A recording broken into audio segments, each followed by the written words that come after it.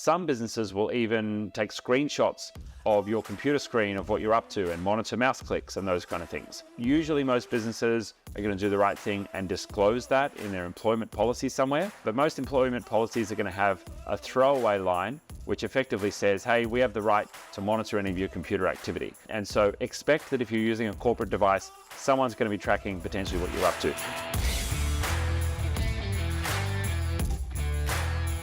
If I'm logged into my personal Gmail account on my work computer, can my job view, see, and/or access my personal account and information? It's unlikely that they will be able to see into the individual information on your Google account if you're just logged in on a corporate device.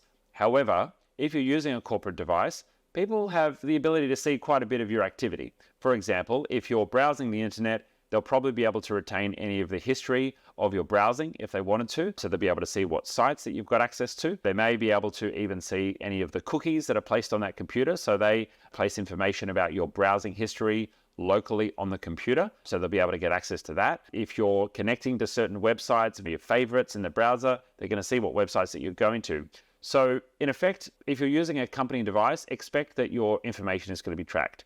Some businesses will even take screenshots of your computer screen of what you're up to and monitor mouse clicks and those kind of things. Usually most businesses are going to do the right thing and disclose that in their employment policy somewhere, but most employment policies are going to have a throwaway line which effectively says, hey, we have the right to monitor any of your computer activity. And so expect that if you're using a corporate device, someone's going to be tracking potentially what you're up to.